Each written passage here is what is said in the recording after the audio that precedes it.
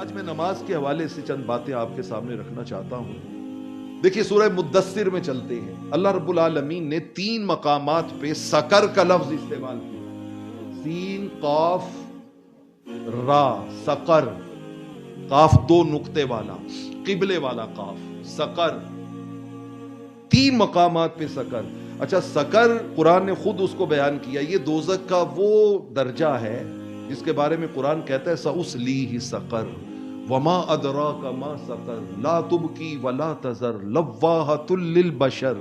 فرمایا ہم بتاتے ہیں سقر کیا ہے، تمہیں کیا پتا سقر کیا ہے، تم نے نہ دیکھا نہ ابھی تک اس کے بارے میں سنا، ہم بتاتے ہیں۔ رب کہتا ہے کہ سقر کیا ہے، فرمایا وہ جہنم کی وادی ہے لا تبکی ولا تذر، جو انسان کو باقی بھی نہیں رہنے دے گی اور چھوڑے گی بھی نہیں، پیس کے رکھ دے گی اسے۔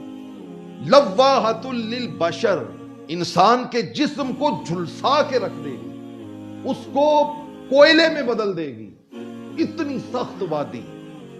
اب تھوڑا سا آگے چل کے قرآن نے کہا اس سکر کی شدت میں جلنے والے، تڑپنے والے، جھلسنے والے، ریزہ ریزہ ہونے والے، تڑپنے والے، ان سے لوگ پوچھیں گے او تم اس سکر میں کیوں اتنی ذلت میں پڑے ہو، کیوں جل رہے ہو، کیوں مر رہے ہو، کیوں سسک رہے ہو، کیوں تڑپ۔ آج تو ہم کہتے ہیں خیر ہے خیر ہے خیر ہے، آؤ اپنی اس خیر کو اپنے ارد گرد رکھ کے ہی بات تو سن لو نا، ذرا غور تو کر لو نا کہ رب کیا کہہ رہا ہے اپنے بندوں سے۔ وہ تڑپنے سسکنے والے، ان سے لوگ پوچھیں گے تم یہاں کیوں ذلتوں میں پڑے ہوئے ہو، تو پتہ ہے قرآن کیا کہتا ہے، وہ جواب دیں گے ہم نماز نہیں پڑھتے تھے۔ ہم کیا نہیں پڑھتے تھے؟ نماز نہیں پڑھتے۔ دوستان عزیز، یہ معاملہ بہت بڑا ہے، بہت بڑا ہے، جس کو ہم نے بہت ہی ایزی لیا ہوا ہے کہ خیر ہے خیر ہے خیر۔ بے نمازی کے لیے کوئی خیر نہیں، کوئی خیر نہیں۔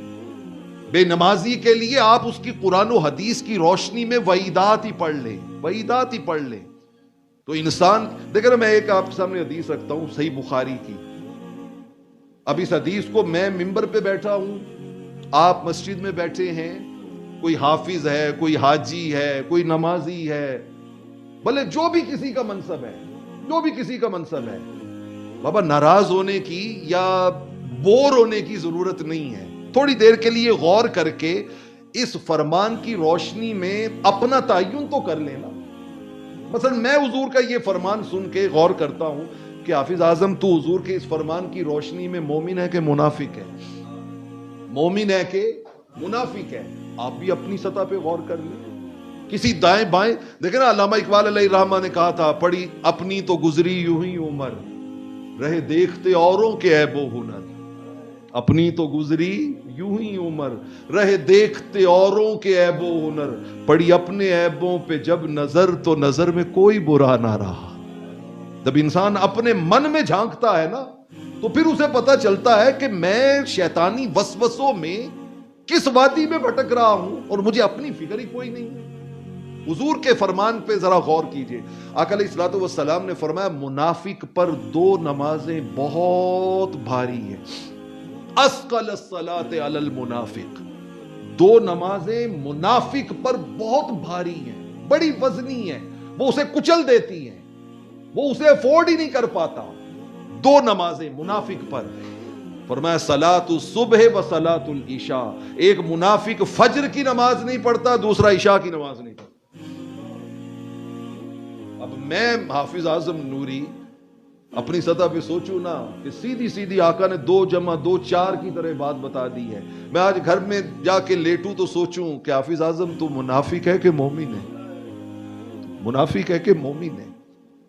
اندر سے جواب آ جائے گا، جواب آ جائے گا۔ زندگی گزاروں میں منافق بن کر اور تمنا رکھوں آقا کے چہرہ نور کو تکنے کی، زندگی گزاروں میں منافقت کے اندھیروں میں بھٹک بھٹک کر اور توقع رکھوں رحمت کونین کی قربتوں کی، ایسا نہیں ہے۔ وہ بابا دنیا کا عام سا آدمی بھی ایک نظام بنا دے تو وہ اس کی لاج رکھتا ہے، یہ تو رب کا بنایا نظام ہے نا، رب کا بنا۔ دیکھیں بغیر کسی سبب کے نمازیں چھوڑنے والا اور گردن پہ خنجر چل رہا ہو پھر بھی سر کو خدا کے حضور میں جھکانے والا برابر ہو جائیں گے قیامت والے دن۔ افنجعل المسلمین کالمجرمین، قرآن بار بار سوال کرتا ہے، او اللہ کی اطاعت کرنے والے اور بغاوت کرنے والے برابر ہو جائیں؟